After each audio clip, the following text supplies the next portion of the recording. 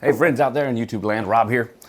Today we're going to talk about YoloBox and the current edition 3.5.0 firmware. We've got a couple of really great takeaways and an overall experience. If you want to have a too long didn't watch kind of description, is 3.5 is the most stable version of YoloBox that's out right now, and I have been happy to enjoy it. I've been testing it for the past 3 months and it is working absolutely great. Although it's been out longer than that, I was on 3.4 for a while, and once I saw all the great additions that 3.5 brought, I just had to jump onto it. And so today, this is your Know Before You Buy video update. As you guys know, I've done several of these different videos. This is very important because it's a video that really talks about the ins and outs of YoloBox and my experiences with it, and a very basic kind of communication, just so that you know what I've experienced.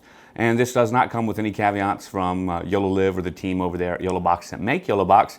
They're all my own impressions and thoughts and ideas about how YoloBox works, and I'm happy to share them with you. This is not a sponsored video, so if you see anything you like or find anything helpful, use the Amazon links down below. Send me a cup of coffee through PayPal if you like, and let's jump right into it. For those of you that don't know, that might just be coming across this video, YoloBox is an all-in-one live stream encoder, switcher, field monitor, and recorder.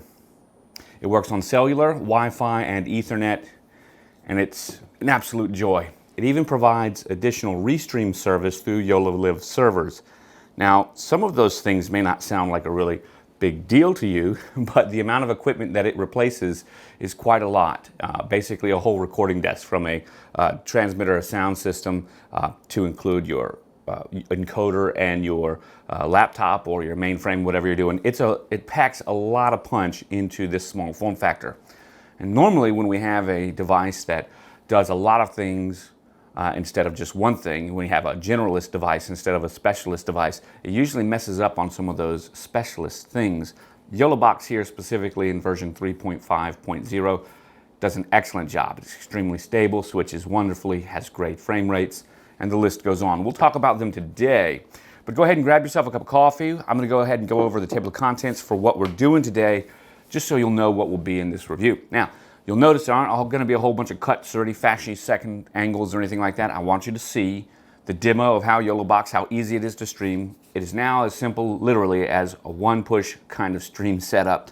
I'm going to demo that for you live on camera, and then we're going to go on from there. But today, we're going to talk about what YoloBox is. We're going to demo YoloBox. I'm going to talk about the common issues that most people have with YoloBox and their fixes. That happens to be with audio, specifically no audio or an underwater slash kind of noise, hollow sound, and then some best practices with audio that'll help you avoid those. I'm also going to talk about video, specifically frame rate and constant quality algorithms, as well as the variable bit rate, and we'll talk about those best practices and how they equate to the best practices from audio. Those two run together. Finally, we're going to continue on with SD card comments. I got to tell you, the SD card recording function of YoloBox has been much improved, so much so that now I don't mind delivering that specifically in some of my less demanding clients that don't require really high resolution bit rate and things like that. Something like for a wedding or for a funeral live stream, something where a client wants real quick, the SD card video has become indispensable for me now. Didn't used to be that way, so there's a big update. And then I'm going to talk about the #1 issue related to cellular streaming with YoloBox, and that is the carrier problems with YoloBox. Remember, I guess a caveat, a prequel to that real quick, to get your whistle wet, as they say, is that YoloBox is a hub device. Many different services and devices connect to YoloBox and then attempt to access its services to stream. So YoloBox can only be as good as its input, right? Its output can't be any better than what goes into it. So if your carrier settings or your carrier, I got a whole story about that, gives you a SIM card that they say works but isn't provisioned right, like happened to me, well, we'll get into that. That could cause some issues, and that's not a YoloBox issue, that's a carrier issue. Like getting bad gasoline at a gas station isn't the problem of your car manufacturer or the engine manufacturer, it's a problem of the gasoline. Let's jump into it. I want to talk a little bit about YoloBox and make sure that you understand just how easy it is to stream. We can stream with many different devices.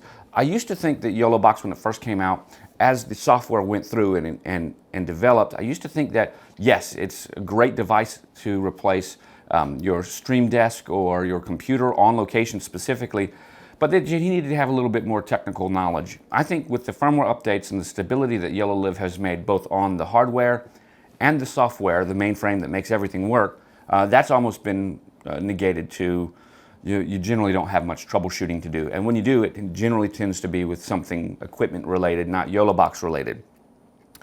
What can you stream with it? If you don't know, you can hook up your mirrorless camera. YoloBox happens to have 3 inputs, 1 USB and 2 HDMI. The 2 HDMIs work just off of regular HDMIs. The USB input very easily works just by putting in a USB webcam, or you could use one of those HDMI converters, USB to HDMI. That works as well.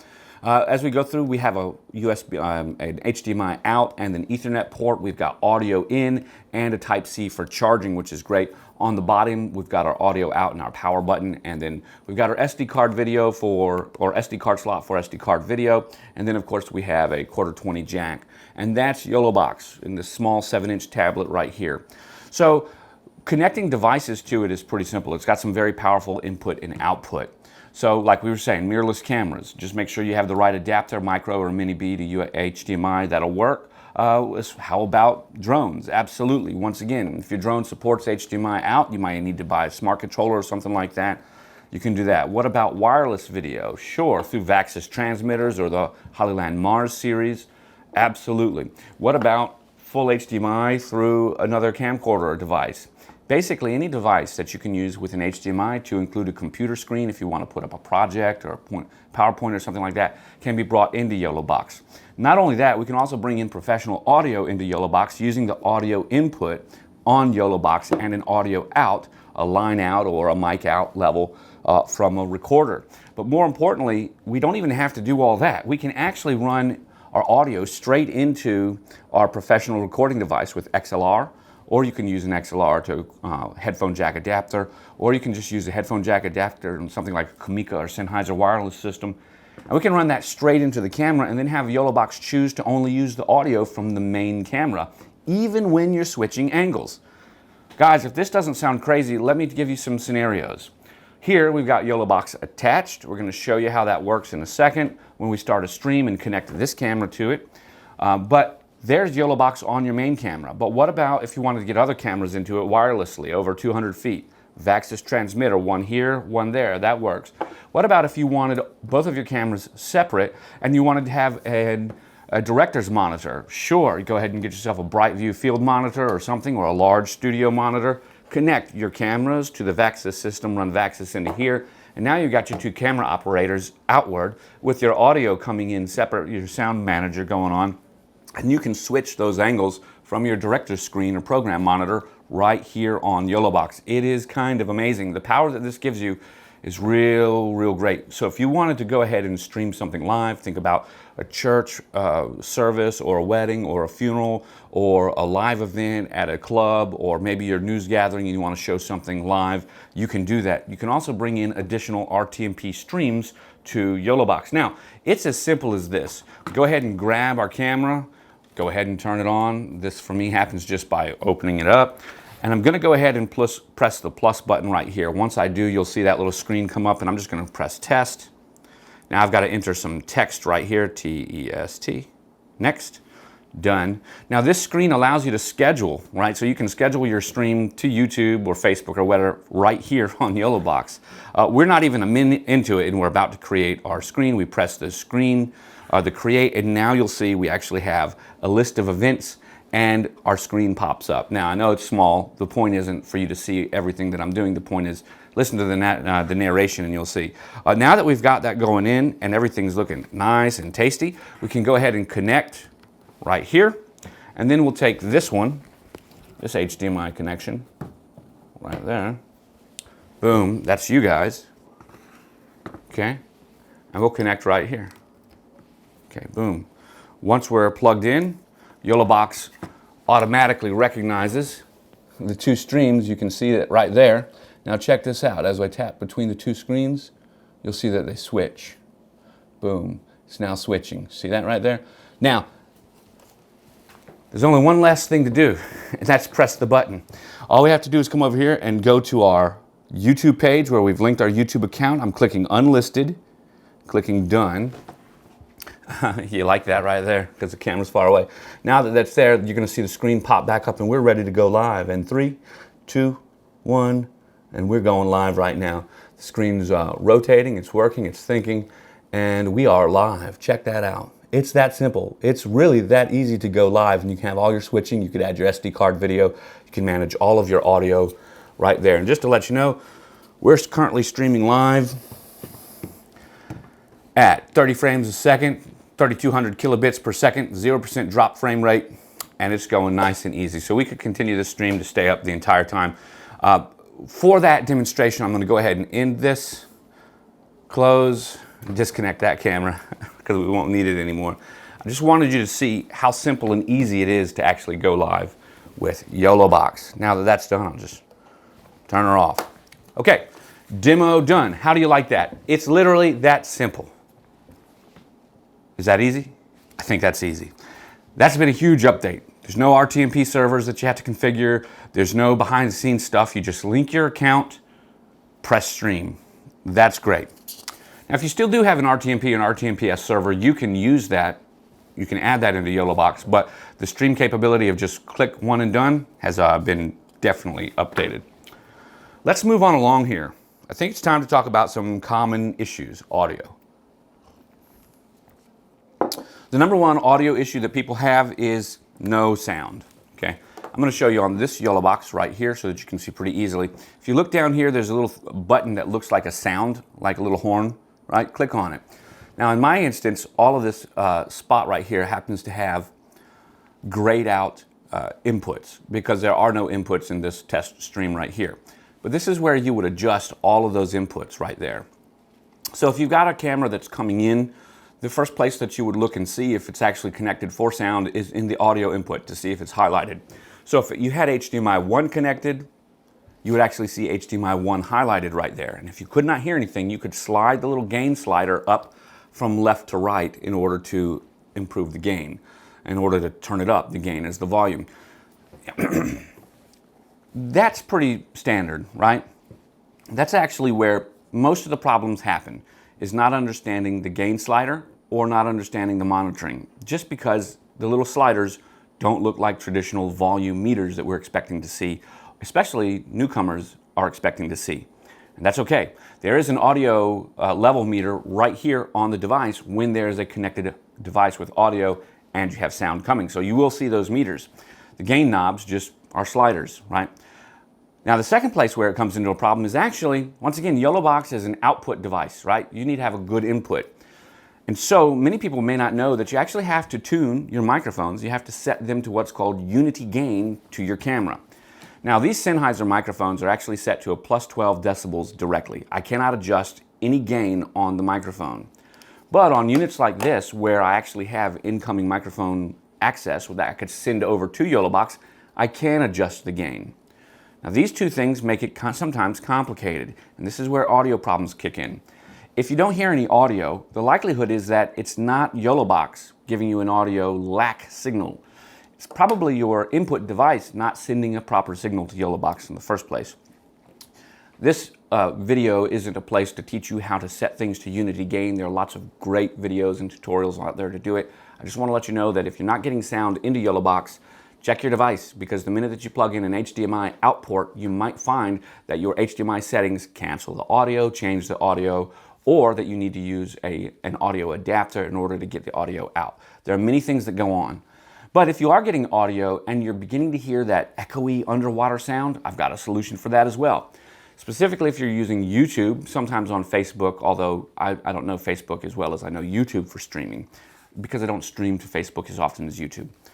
But with YouTube specifically, YouTube is going to try to normalize your audio sound. So if you send a signal that isn't properly gained, set to unity through YoloBox, YoloBox is going to send that signal up to YouTube. YouTube is going to process that signal and attempt to normalize the audio. What does that mean? It means that it's going to boost low noises and it's going to bring down decreased high noises.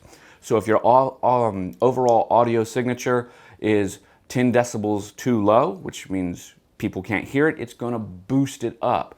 And what that's going to do is going to raise the noise floor, which means you're going to hear a lot of hiss in the audio sound. Well, YouTube doesn't want you to hear the hiss, And this is all happening automatically. So what does it do? It attempts to get rid of the hiss by applying some noise reduction. So if you hear an underwater kind of fishbowl sound, like a lot of wind noise is applied, or wind noise reduction is applied, then your first likely place to check is to make sure your audio levels are right and to see if it matches the recording that you hear on YouTube, because the troubleshooting process will show you probably didn't have your recording levels set and YouTube boosted it. Now, if the levels are set but you're still hearing an audio sound that sounds like some kind of noise reduction or wind noise reduction, check your camera and see if you've got wind noise reduction turned on your camera. That's going to apply immediate noise reduction into the different low bands, which get rid of all the tone of a voice, which makes it sound thin and hollow, and boom, there you go. Both of those problems, notice, had no YoloBox solution. YoloBox's only solution is to boost the gain on what YoloBox is receiving. Pro tip, you don't want to boost the gain, the audio signal on YoloBox if you don't have to. You want to set it right at the source. If you're having to boost the gain on YoloBox, you've got an issue. Another last thing about audio is going to have to do with monitoring, okay? There's all kinds of different DACs and things like digital audio converters, things like that, in all of these devices. YoloBox has a monitoring port that you can put your audio out. It's actually down here on the bottom, and you can listen and monitor with headphones. As your signals come in, you may hear a delay because everything's being processed differently than what the signal is showing you. If you hear that delay, it's not really a delay to the video. In audio, in this instance, we'll talk about audio-video delays and audio lag here under the video section. Don't worry, it'll make sense. But it's not directly live monitoring. There could be a couple hundred milliseconds between what YoloBox is sending and receiving and what you actually hear. That's not a problem. That's not an out-of-sync problem. That just happens to do with the DAC. It also could be your headphones. High impedance headphones on this DAC right here aren't going to work very well. You'll have to up your gain on the monitoring level. Here's the deal. Consumer-grade headphones, don't spend more than $100 on them. They'll work fine. Boost your audio through the monitoring tab if you need to, and that is the audio out right there. Moving on along, are you guys ready to get into video? Common video problems. Frame rate, where you can't stream in HD and constant quality. Well, we'll talk about audio delay as well. We need to talk about audio delays here in the video section because people always think their video is out of sync with their audio, and it's really their audio is out of sync with their video. Here's what's happening. Audio is faster than video. The processor is the audio is getting sent to the processor inside a YoloBox through the processor inside your camera or camcorder. It's going through this process a couple of times. And all of these devices have different clock speeds. Here's the deal. If you use an expensive device, a prosumer kind of level device, you're quite likely going to have very few to little issues with audio processing needing delay, okay? Because the more expensive devices generally have better components in those digital audio converters, generally have better clocks, they'll send it nicer. Audio, again, and video, with YoloBox is only syncing what it receives. It's not doing any additional syncing. We've got a best practice, which is going to talk about taking that syncing job off the shoulders of YoloBox even more by running your audio in through one of your main cameras and then selecting that as your main audio input. That'll further reduce any chances of audio delay or needing a delay. Currently, YoloBox has no ability to add an audio sync feature such as a 200 millisecond delay, or that'd be a lot actually, or a 3-frame delay. It does not have that ability. Maybe in a firmware update, YoloLive, the company that makes YoloBox, is great about giving us things that we want in the YoloLive community. But the best practice would be to actually do that. Take all of the lifting off of YoloBox and put it on your most high-spec piece of device and allow that device to send out the audio signal. I have found that camcorders are much better at syncing your audio and video all over all your devices rather than cameras. And I think it has to do with that's their function, that's their job. Mirrorless and hybrid cameras just work a little bit differently and they have different priorities. So in your camcorder with your XLR inputs and your Pro interface and your high-class audio, 4800 at 20 kilohertz and 24-bit processing, you're going to have a much better time syncing that audio. No HD on Facebook, guys. If you don't know, if you're here and you're coming to this video and you can't stream in high definition, full HD, 1920 by 1080 on Facebook, you are not alone. No one can. And that's not quite true. Some people can. Certain accounts are allowed to stream at HD. Business accounts that pay for a particular service or have been around long enough that have it grandfathered can stream at HD. But Facebook doesn't allow you to stream at HD. You're going to get 540 most of the time. You're going to get 720. If you turn your device like this, you definitely will get 540. If you turn your device like this, you'll get 720. I don't understand why everyone brings their phones and wants to stream everything like this. I guess it's because that's how we're watching it. Anyways, that's going to automatically reduce the quality on Facebook. I can tell you that because I've experienced it. You can also read about all this on Facebook's own wiki that talks about how to stream. If you have a problem with streaming in HD, head on over to YouTube. That will allow you to do it. And also, if you still want to stream to Facebook but build your YouTube audience because you can stream in 1080, then go ahead and use the YoloLive Restream server, which is a free service, by the way, which costs you money and me money if we were to pay through it through something like Boxy or Boxcast. We get it for free through YoloBox.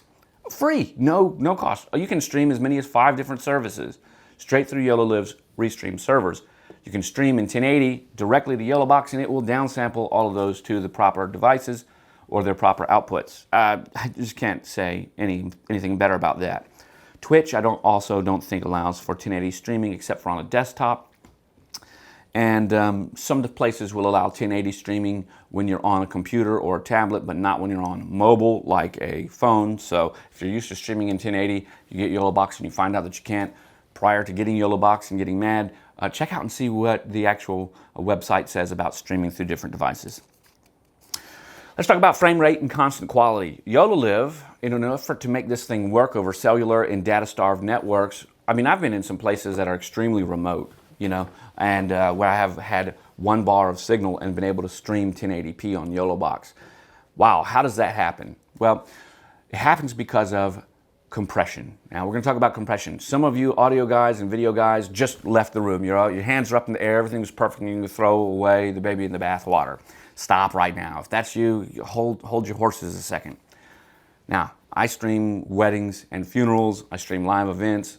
I got to tell you, when the YoloBox first came out, it streamed naturally like you would expect. You'd set your stream rate, or it had a variable data rate, but it would stream and I could get 5,000 kilobits per second, something for 1080p, you get 3,000, 2,500 for 720, and life was good.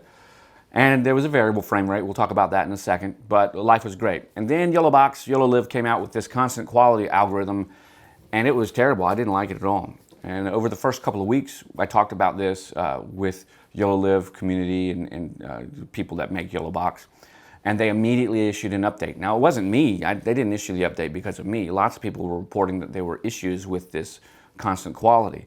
All of those have been completely eradicated. There aren't any issues, in my opinion, with constant quality. I think we're getting an excellent stream, specifically in live locations, remote locations, data-starved locations. I think we're getting great.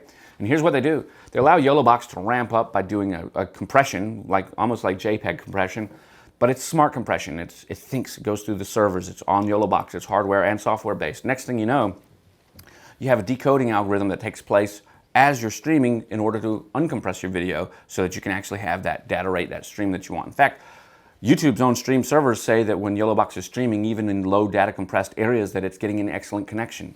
Why is that? It's because the compression that's actually taking place to the video is a lot, right, to get a small stream, but they've created a system where it looks absolutely great. The other part of that that's not as good, but I don't mind it in this case, is the variable frame rate. I would rather have solid 30 frames a second. I'd be able to pick that. But here's what I get. With the constant quality, which is excellent recording quality on YoloBox as well as stream quality, no low bitrate haze at all, guys. It's gone. And with the variable frame rate, that allows YoloBox to allow me to stream in places like Isle of Wight and Nottoway, where there's just no internet signal, just barely an internet signal. It allows me to stream in Suffolk, the outskirts of Moyock, where there's just hardly any internet signal. It allows me to stream in locations that are data starved. I've been down here in Virginia Beach streaming live weddings when there's 10,000 people in the 2-block radius. They're all using the cellular network. They're all streaming and taking up that bandwidth, and I'm still able to stream. Wow, okay? And that has a big deal to do with your ability to stream. So I'll take the trade-offs for the convenience of on-location streaming, specifically considering that, well, the video looks great. So before you knock it, give it a shot, talk to some guys about it. I'm sure you'll see some in the comments down below.